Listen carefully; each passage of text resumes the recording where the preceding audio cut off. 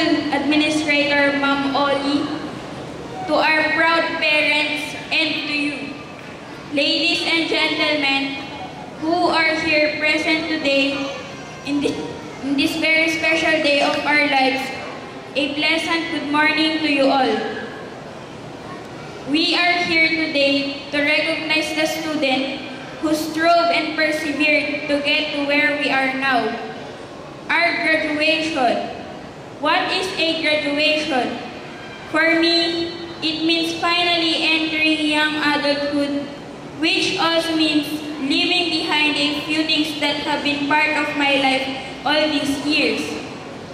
At the same time, I am leaving the people that have been associated with my elementary years, my peers, my childhood.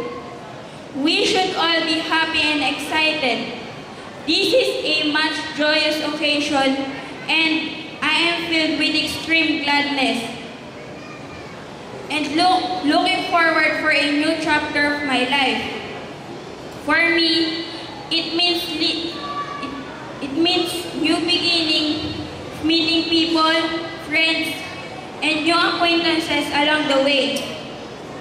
It is almost a decade that I have been in this institution, where I nourish my knowledge